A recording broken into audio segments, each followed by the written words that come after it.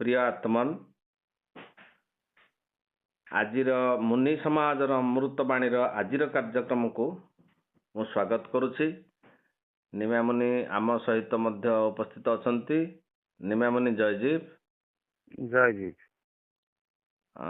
आज आपण जोग साधन रे मनर भूमिका बहुत गुरुत्वपूर्ण थिबारु आमे आज आपण को मन विषय रे किसी अधिक रु अधिक तथ्य आमको प्रदान करिया पई आमे अनुरोध करूछु। तो ता विषय रे टिके आलोकपात गभीर भाव रे करंतु। आज्ञा। मन एक वस्तु अच्छी बोली आकु सर्वप्रथमे मुनि ऋषि माने आविष्कार कले। ये मन गोटे वस्तु अच्छी, ये मन को कौन सी दार्शनिक, कौन सी ऐतिहासिक, कौन सी वैज्ञानिक मध्य बाहर करना। मुनि ऋषि माने प्रथमे ये मन को आविष्कार कले। मन जेमिति क्षीरर सार भाग घी, सेमती शरीर सार भाग होची मन। मन एक एभली वस्तु जे कि प्रति क्षण रे संसार सृष्टि करे। मनर बल सबुठारु बड़ बड़। आ ये मन सुस्थ मन हेले से सुस्थ विचार करि पारे। मन जदि जार विकृत होइछि ताले से कौन सी काम करि पारे ना, ताको पागल कुआ जाए। तेणु यही सुस्थ मन जार अच्छी से जोग साधन करिया पई योग्य पात्र किए। मन को जदि इंग्लिश रे लिखा जाए MAN मन, म्यान मध्य MAN म्यान, मनीष आ मन ये गोटिए। मनीष होची मनमय, शरीर होची मनमय, संसार होची मनमय, आत्मा मध्य मनमय। आत्मार कार्यकारिणी शक्तिर नाम होची मन। आत्मा जेतले कौन सी कार्य करिया चाहे से मन माध्यम ही करि थाए। आ जहाँ संसार हेची सब मन करिछि। मन व्यतिरेक अन्य केही किछि करना। मन ए शरीर माध्यम रे विभिन्न जंत्रपाति तैयारी करी विभिन्न कार्यक्रम करुछि। मन ए इंद्रिय माध्यम रे विभिन्न कथा ग्रहण करुछि, विभिन्न कथा प्रकाश करुछि। ए मन जेतेबेले स्फुरण हुए से प्रथम स्फुरण होइछि। जेतेबेले स्फुरण हुए से कौन सी इंद्रिय माध्यम स्फुरण हुए। तार स्फुरणटा होछि बहिर्मुखी।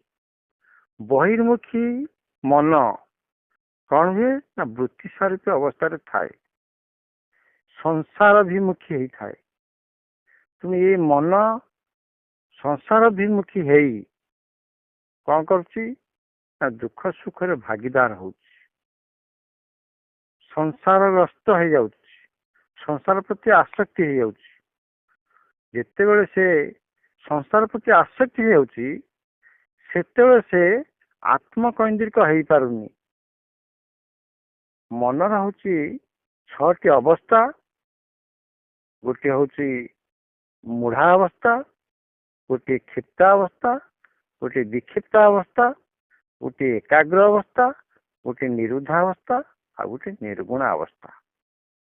मन जेतेबेले अज्ञान अवस्था रे थाए से अवस्था को मूढ़ अवस्था कहते। से समय रे किछि बुद्धि विवेक खटाए ना। या करी तो करी, या को मारी तो मारी। कुपथगामी होता है मूढ़ अवस्था। जिते मन क्षिप्त अवस्था को आसे से कौन करे ना मन ଚଞ୍ଚଳତା ତ ଥାଏ, କିନ୍ତୁ ମନରେ କ'ଣ ହୁଏ ନା ଦେହାତ୍ମ ଭାବ ଆସେ। ଦେହାତ୍ମ ଭାବ ଆସେ କ'ଣ ନା ସେ ଯେକୌଣସି କାର୍ଯ୍ୟ କରିବ ଏ ଦେହକୁ ନେଇକି କରୁଛି। ତେଣୁ ଯେତେବେଳେ ଦେହକୁ ନେଇକି କରୁଛି ସେ କ'ଣ କରୁଛି ନା ଦେହ ମାଧ୍ୟମରେ କରିବା ସମୟରେ ସେ ଭାବୁଛି ଏ ଦେହଟା କରୁଛି, କିନ୍ତୁ ପ୍ରକୃତିରେ ଦେହ କରେ ନା, ପ୍ରକୃତିରେ ମନ କରେ। ଏ ଦେହକୁ ମୁଁ ଭାବୁଛି, ପ୍ରକୃତିରେ ଦେହଟା ମୁଁ ନୁହେଁ, ମୁଁ ହଉଛି ଆତ୍ମା। ଏଇ କେତେବେଳେ ସେ ଆତ୍ମା ହବ ନା ମନ ଯେତେବେଳେ ଗୋଟିଏ ଗୋଟିଏ ଅବସ୍ଥା ତାର ଅତିକ୍ରମ କରି ନିର୍ଗୁଣ ଅବସ୍ଥାରେ ପହଞ୍ଚିବ। ଅର୍ଥାତ୍ ମନ ଯେତେବେଳେ ମୂଢ଼ାବସ୍ଥା, କ୍ଷିପ୍ତାବସ୍ଥା, ବିକ୍ଷିପ୍ତାବସ୍ଥା, ଏକାଗ୍ର ଅବସ୍ଥା, ନିରୁଦ୍ଧାବସ୍ଥା ପରେ ଯାଇ ନିର୍ଗୁଣ ଅବସ୍ଥାରେ ପହଞ୍ଚେ। ଏଇ ମନ ଯେତେବେଳେ ନିର୍ଗୁଣ ଅବସ୍ଥାରେ ପହଞ୍ଚେ ସେତେବେଳେ ଆଉ ମନ ମନ ହିଁ ହେଇକି ନଥାଏ, ମନ ହିଁ ଆତ୍ମା। ଉଦାହରଣ ସ୍ୱରୂପ ଯେତେ ନଦୀ ଅଛି ସଂସାରରେ ସବୁ ନଦୀ ଯାଇ ସମୁଦ୍ରରେ ପଡ଼ିଛନ୍ତି। ନଦୀ ଯେତେବେଳେ ସେ ପାଣି ଆମର ଆମେ ଦେଖୁଛେ ମଧୁର ନଦୀ, ସେତେବେଳେ ନଦୀ ଯେତେବେଳେ ଏଇ ନଦୀ ଯାଇ ସମୁଦ୍ରରେ ପଡ଼ିଛି ସେ ସମୁଦ୍ର ଭିତରେ ସେ ନଦୀର ପାଣିକି ଖୋଜିଲେ ଆମେ ପାଇବା ନାହିଁ। କାହିଁକି ନା ସେ ହିଁ ସମୁଦ୍ର ପାଣି ହେଇଯାଇଥାଏ। ସେଇଭଳି ମନ ଯେତେବେଳେ ଯାଇ ଆତ୍ମାରେ ବୁଡ଼ା ଯାଇଥାଏ ସେଠି ମନ ବୋଲି କିଛି ବସ୍ତୁ ନଥାଏ, ସେ ହିଁ ଆତ୍ମା ହେଇଯାଇଥାଏ। ମନର ଗୁଣ ଲକ୍ଷଣ ଧର୍ମ କିଛି ନଥାଏ। ଯେମିତି ନଦୀ ଜଳର ଗୁଣ ଲକ୍ଷଣ ଧର୍ମ ସମୁଦ୍ରରେ ପଡ଼ିଲା ପରେ କିଛି ନଥାଏ, ସ୍ୱଧର୍ମ ସେ ନଷ୍ଟ ହେଇଯାଇଥାଏ। ମଧୁର ଜଳ ଖୋଜିଲେ ସମୁଦ୍ର ଭିତରେ ମିଳେ ନାହିଁ। ସେଇଭଳି ମନ ଯେତେବେଳେ କେନ୍ଦ୍ରାଭିମୁଖୀ ହୋଇ କେନ୍ଦ୍ରରେ ସ୍ଥିତ ହୁଏ, ଆତ୍ମାରେ ସ୍ଥିତ ହୁଏ, ସେତେବେଳେ ତାହାର ଖାଲି ଆନନ୍ଦମୟ ସ୍ଥିତି। ମନ ବାହାରକୁ ଯାଇ ଯୋଉ ସୁଖ ଦୁଃଖ ଭୋଗ କରୁଥିଲା ସେ ସୁଖ ଦୁଃଖର ঊର୍ଦ୍ଧ୍ୱରେ ସେ ଏକ ଆନନ୍ଦମୟ ସ୍ଥିତିରେ ମଜିଯିବ। ତେଣୁ ଏଇ ମନ ସବୁଠାରୁ ସଂସାର ସବୁଠାରୁ ବଳବାନ ବସ୍ତୁ। ଆପଣ ଏ ବଳବାନ ବସ୍ତୁକୁ ନିଜ ଆୟତ୍ତକୁ ଆଣିବାକୁ ପଡ଼ିବ। ମନ ଯାହାର ଦୁର୍ବଳ, ଶରୀର ତାର ଦୁର୍ବଳ, ସେ ଭୟାତୁର। ମନ ଯାହାର ଦୃଢ଼ ସେ ମନରେ ଭୟ କମ୍ ଥାଏ। ସମ୍ପୂର୍ଣ୍ଣ ଯାହାର ଦୃଢ଼ ଭୟ ମୂଳେ ନଥାଏ। ତେଣୁ ଏଇ ମନ କେତେବେଳେ ନିର୍ଭୟ ହବ ନା ଯେତେବେଳେ ସେ ତାର ସ୍ୱରୂପର ପରିଚୟ ପାଇଯିବ। ମୁଁ ହିଁ ବ୍ରହ୍ମ ଯେତେବେଳେ ଜାଣିବ ସେତେବେଳେ ସେ ନିର୍ଭୟ ହେଇଯିବ। ତେଣୁ କେତେବେଳେ ଜାଣିବ ନା ଯେତେବେଳେ ସେ ବାହ୍ୟ ସଂସାରରୁ ନିବୃତ୍ତି ହେଇ ସ୍ୱରୂପ ସ୍ଥିତିରେ ପହଞ୍ଚିବ। ତେଣୁ ସେ ସ୍ୱରୂପ ସ୍ଥିତିରେ ପହଞ୍ଚିବା ବେଳକୁ ତାର ଏଇ 6ଟି ଅବସ୍ଥାରୁ 5ଟି ଅବସ୍ଥାକୁ ଅତିକ୍ରମ କରି ସାରିଲା ପରେ ଷଷ୍ଠ ଅବସ୍ଥାରେ ମନ କ'ଣ କରେ, ନିର୍ଗୁଣ ଅବସ୍ଥାରେ ସେ ପହଞ୍ଚେ। ଆତ୍ମାର କୌଣସି ଗୁଣ ନାହିଁ। ଆତ୍ମାକୁ କୁହାଯାଏ ତ୍ରିଗୁଣାତୀତ। ସତ ରଜ ତମ 3 ଗୁଣର ଊର୍ଦ୍ଧ୍ୱରେ ହେଉଛି ଆତ୍ମା। ଆତ୍ମା ହେଉଛି ଇନ୍ଦ୍ରିୟାତୀତ। ଇନ୍ଦ୍ରିୟ ମାଧ୍ୟମରେ ଆତ୍ମାକୁ ଜାଣି ହବନି, କୌଣସି ଗୁଣ ମାଧ୍ୟମରେ ଆତ୍ମାକୁ ଜାଣି ହବନି। ଆତ୍ମା ହେଉଛି ନିଜେ ସ୍ୱୟଂ ପ୍ରକାଶ। ଆତ୍ମାକୁ ନିଜେ ଆତ୍ମା ହିଁ ଜାଣେ। ମୁଁ ଆତ୍ମା, ମୁଁ ଅଛି, ମୁଁ ସତ୍ୟ, ମୁଁ ନିରୋଗ, ମୁଁ ବ୍ରହ୍ମ, ମୁଁ ଆନନ୍ଦମୟ। ସେତେବେଳେ ଆଉ ମନ ନାହିଁ। ମନ ଯଦି ଦୁର୍ବଳ ହବ କ'ଣ ହବ ନା ସେ କୌଣସି କାର୍ଯ୍ୟ କରିବା ପାଇଁ ସକ୍ଷମ ହେଇପାରିବ ନାହିଁ। ଉଦାହରଣ ସ୍ୱରୂପ ଗୋଟିଏ ପିଲା ନୂଆ କରି ପହଁରା ଶିଖୁଛି। ଜଣେ ସାଙ୍ଗ ଆଗରୁ ପହଁରା ଶିଖିଛି, ତାକୁ ଡାକିଲା, ହେଉଛି 100 ମିଟର, ତାକୁ ଡାକିଲା ଆସ ପହଁରିବା। ପହଁରିବା ଭିତରେ କହିଲେ ନାଇଁ ମୁଁ ପହଁରିବାକୁ ଯାଇପାରିବିନି, ମୁଁ ନୂଆ ଶିଖୁଛି। ନା ନା ମୁଁ ତ ସାଥିରେ ଅଛି ଆ। ସେ କହିଲା, ସେଠୁ ବାଧ୍ୟ କଲାରୁ ସେ ଗଲା। 60 ମିଟର ଗଲା ପରେ କହିଲେ ନା ଆଉ ଯାଇପାରିବିନି। କହିଲେ ମୁଁ ତ ସାଙ୍ଗରେ ଅଛି, ନା ନା ମୁଁ ଯାଇପାରିବିନି, ଫେରି ଆସିଲା। ଏ ପିଲାଟି ପହଁରିକି ଆର ପାରିକି ପଳେଇଲା, ପୋଖରୀର ଆର ପାରିକି। ସେପରି ଯାଇକି ପଚାରିଲା, କହିଲା ଆରେ ହେ ଦେଖିଲୁ ମୁଁ ଆସି 100 ମିଟର ପହଁରି ପାରିଲି, ଆଉ ତୁ କିନ୍ତୁ ମୋ ଠାରୁ ବେଶୀ ପହଁରି ପାରିଲୁ, କିନ୍ତୁ ଏପଟକୁ ଆସିପାରିଲୁନି କାହିଁକି? ତୋ ମନରେ ଭୟ ଅଛି, ଦୁର୍ବଳ ଅଛି, ମନରେ ଅଜ୍ଞାନତା ଅଛି। ତେଣୁ ତୁ 60 ମିଟର ଆସିଲୁ, ଫେରିଲୁ 60 ମିଟର। କେତେ ହେଲା? 60 100 ଗଲୁ, କିନ୍ତୁ 100 ମିଟରକୁ ଆସିପାରିଲୁନି। ତୋ ମନରେ ସେ ସାହସ ନାହିଁ।